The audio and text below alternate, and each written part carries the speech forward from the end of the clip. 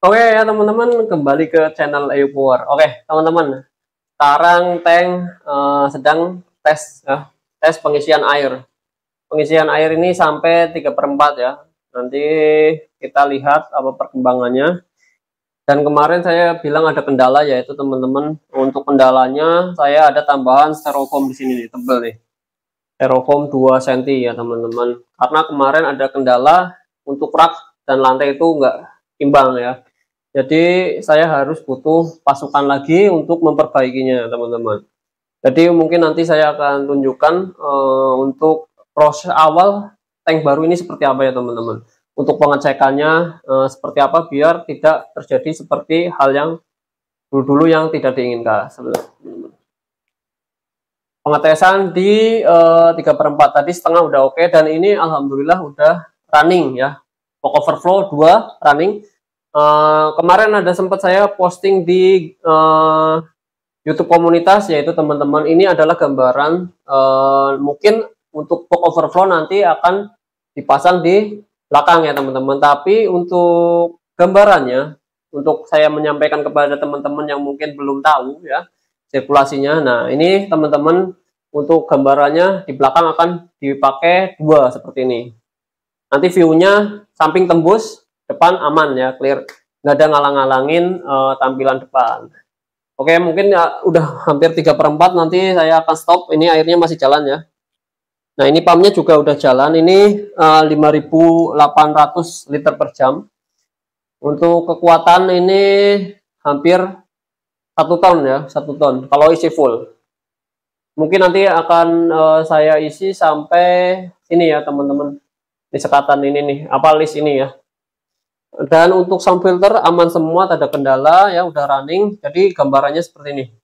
Jadi untuk saat ini saya bebas 2 box overflow-nya ya, saya bebas dulu. Ini kalau saya tinggal mungkin akan habis satu akuarium ini ya kalau terjadi mati lampu. Jadi saya di sini sambil ngecek ya teman-teman. Oke, mungkin di sini saya akan jelaskan proses awal gimana sih, apa saja hal yang dilakukan saat mempunyai tank baru teman-teman. Saya sebenarnya ada pengalaman untuk tank lama, tapi saya lebih acuh ya dulu ya. Tapi sekarang saya mau beri pengalaman tentang pengecekan tank baru ini ya. Hal apa saja yang mungkin harus dilakukan ya gitu teman-teman. Oke, untuk pertama mungkin ke rak dan tank ya. Mungkin di sini saya akan pengetesan air. Nah, di sini untungnya ya. Kemarin sebetulnya saya sudah buat video isi air ya teman-teman. Tapi yaitu kendalanya. Untung saja saya nggak pakai background bawah. Oke, nanti mungkin saya akan perlihatkan lebih detailnya ya teman-teman. Jadi untuk saat ini lampunya belum saya pasang sih. Jadi untuk alas itu ketahuan teman-teman jika tidak rata ya. Nanti saya akan tunjukkan detailnya seperti ini nih. Oke, nanti saya akan tunjukkan ya teman-teman. Kalian simak baik-baik ya teman-teman. Mungkin ada kendala apa saja, mungkin saya akan beritahu di sini ya teman-teman. Oke, kita zoom aja di sekitaran alas ya. Alasnya karena tembus pandang, nggak ada background bawah. Mungkin ini akan jadi pembelajaran sedikit lah untuk saya dan untuk kalian mungkin ya, untuk kalau berguna ya teman-teman ya. Oke, kita perlihatkan detail di bagian alas. Oke. Nah, oke teman-teman, kemarin kan saya hampir ngisi, dan untuk Bosati itu keras ya, keras. Jadi untuk bagian sini nih, nah ini bagian yang tidak rata nih. Ini bagian seperti ini tidak rata nih. Jadi agak was-was juga nih teman-teman. Jadi prosesnya walaupun sudah berat, tapi ini di sini ada yang belum napak ya. Kalau napak seperti ini teman-teman. Nah, untuk tank baru harus diperhatikan alas dan raknya ya.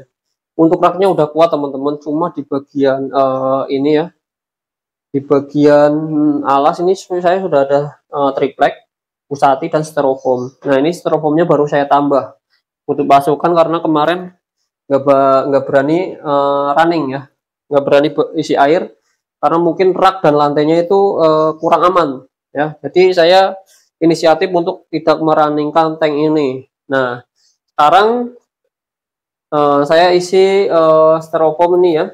bawahnya, karena styrofoam ini kan lunak ya, jadi untuk menyentabilkannya lebih enak ya, lebih lunak, jadi lebih stabil aja sih teman-teman. Kalau ke busa ati langsung itu lebih keras ya. Kalau ukuran tanknya rata itu sih nggak masalah, tapi kalau ukuran tank sama raknya nggak sesuai ya, nggak lurus, nggak waterpass, itu kelihatan banget teman-teman, kelihatan banget nggak ratanya. Ini kan rata nih, ini agak kurang rata walaupun ada styrofoamnya, tapi saya pertimbangkan lagi lah, karena pakai styrofoam mungkin lama-lama juga akan kempes ya, tidak seperti Busati. Oke ya teman-teman, langsung kita cek dulu ya, mumpung ada garansi gitu ya, mumpung ada garansi kalian bisa cek di bagian samping-samping sini apakah ada retak, bagian retak-retak dikit atau enggak ya.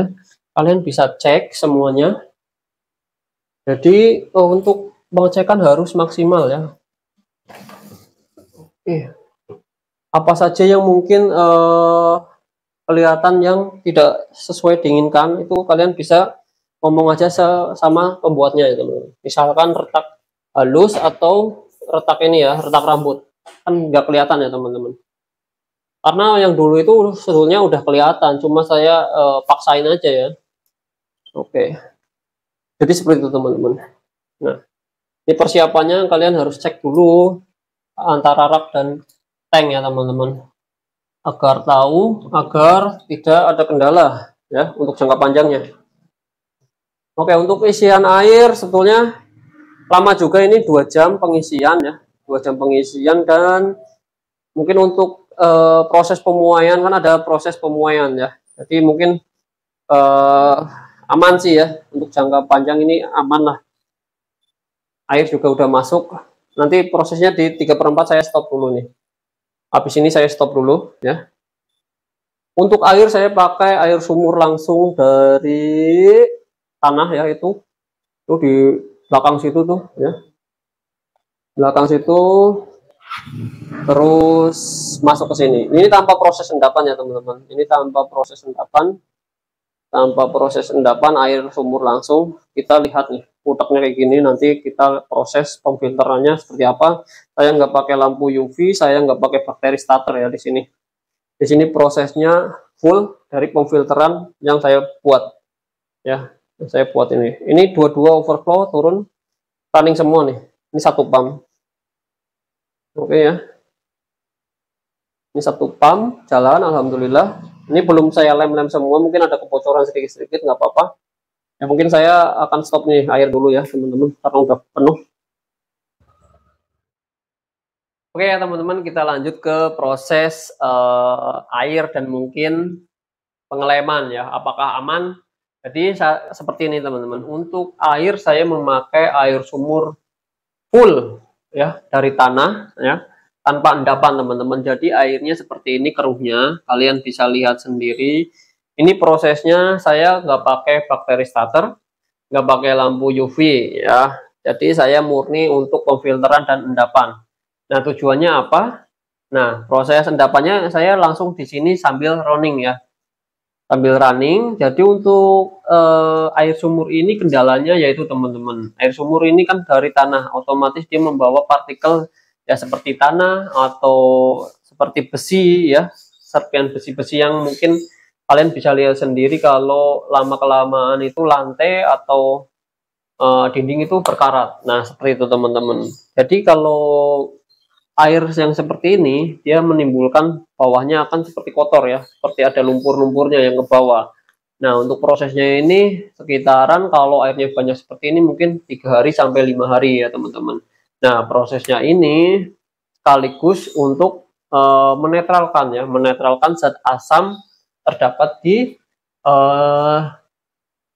lem ya, lem silikon untuk proses pengeleman seperti itu teman-teman. Jadi prosesnya untuk menetralkan zat kimia yang terdapat di lem silikon, juga proses mengendapkan kotoran yang terbawa oleh air ya, tanpa endapan, proses endapan sebelumnya teman-teman. Jadi proses endapannya langsung di sini ya teman-teman, langsung bersih ya. Untuk pengeleman sih zat kimianya mungkin 3 hari sudah hilang teman-teman, karena kemarin saya juga masuk ikan itu 5 harian ya, 5 hari masuk ikan.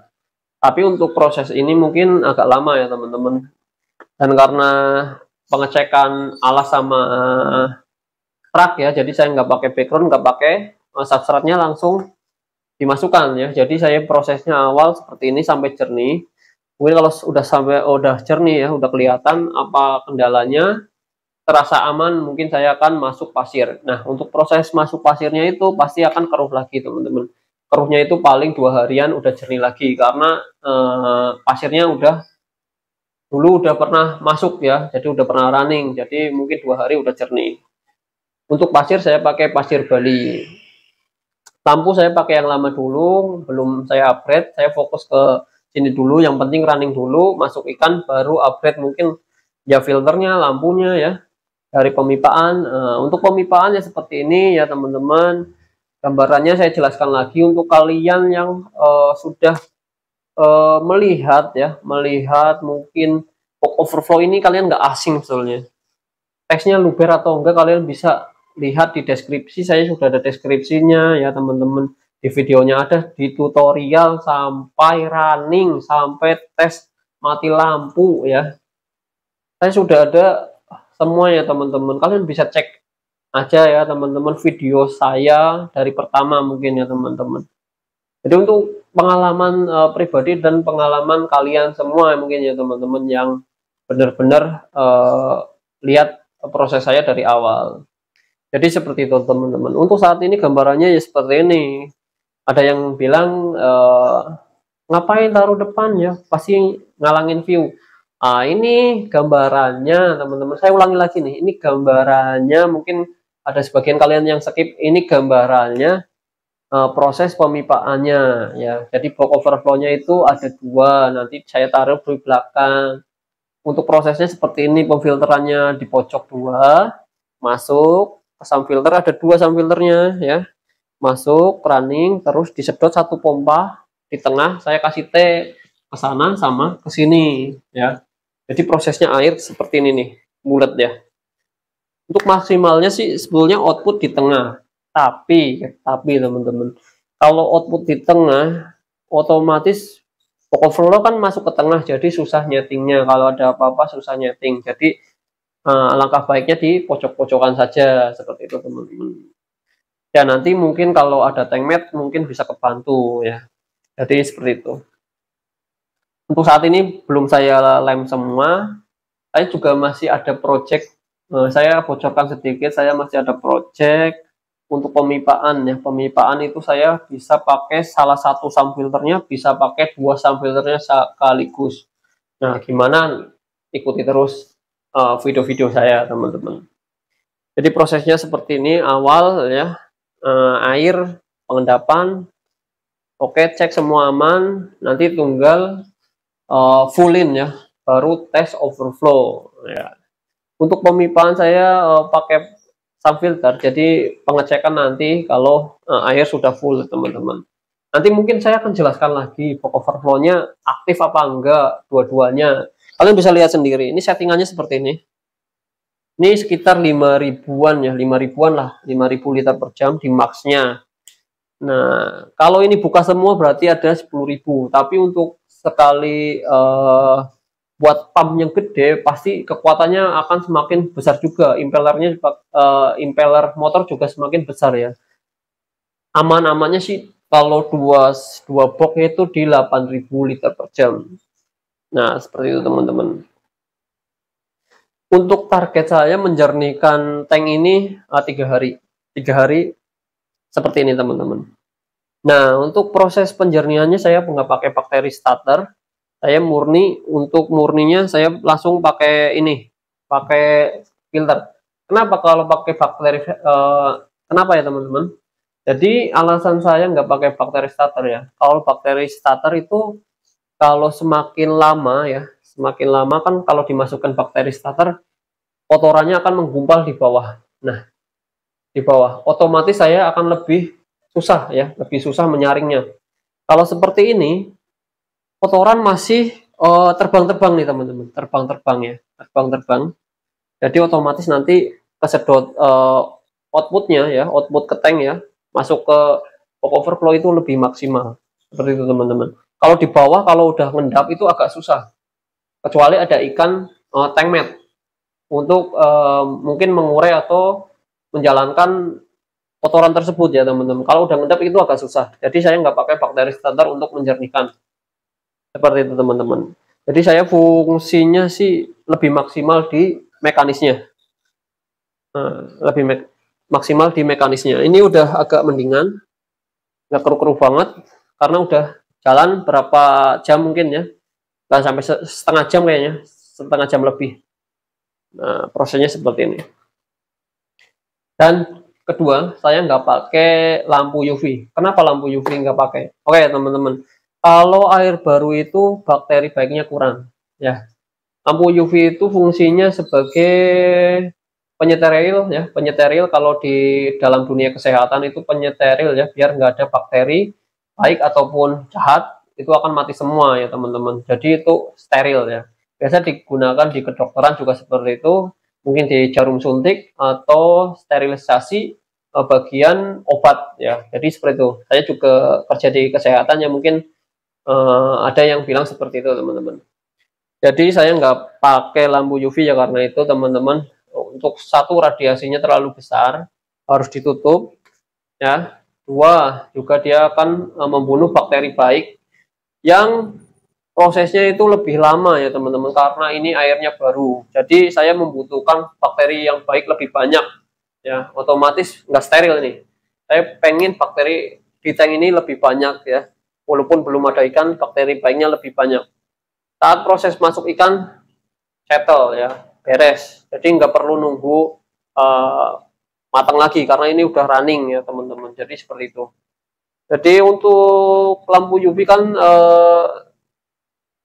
radiasinya juga kalau kena ini ya, berarti sekatannya juga harus dimatiin, harus di backgroundin ya, ditutup. Jadi biar nggak tembus ke bagian biologis. Nanti kalau biologis terkena radiasi, otomatis lampu UV itu membunuh bakteri baik di rumah bakteri ini ya, media biologisnya seperti itu teman-teman. Jadi kalau untuk lampu UV juga sebenarnya yang baik itu 2 jam ya, 2 jam dimatiin dalam sehari seperti itu teman, nggak dinyalain full ya, nanti otomatis steril semua ya airnya. Jadi seperti itu sih teman-teman. Saya nggak pakai lampu UV juga, saya di dalam ruangan ya, jadi untuk kemungkinan air hijau agak kurang. Seperti itu sih teman-teman, saya alasan nggak pakai lampu UV seperti itu. Lumut-lumut tapi nggak begitu parah, mungkin nanti pakai red veveng ya. Oke, seperti itu teman-teman gambarannya ya. Mungkin sedikit yang bisa saya jelaskan untuk proses-prosesnya seperti itu. Saya nggak pakai bakteri starter, nggak pakai lampu UV, pengecekan rak sudah, terus pengendapan, dan mungkin sterilisasi atau penetralan lem sudah ya teman-teman. Mungkin itu saja yang bisa saya sampaikan. Oke, mantap. Mungkin lain waktu mungkin saya akan tes running untuk auto stop atau running. Jadi kalian bisa biar nggak penasaran lagi. Saya jelaskan detail lagi teman-teman. Ada yang bilang kontennya overflow mulu pada bosen. Tapi kesini-sini pada bertanya belum paham. Ya seperti itulah ya. Jadi kalian simak aja video sebelum-sebelumnya, mungkin itu ada tutorial dan semua ada tentang POC overflow ini. Oke, terima kasih banyak untuk kalian semua yang sudah support channel EO Power sampai saat ini. Terima kasih banyak untuk kalian semua. Oke.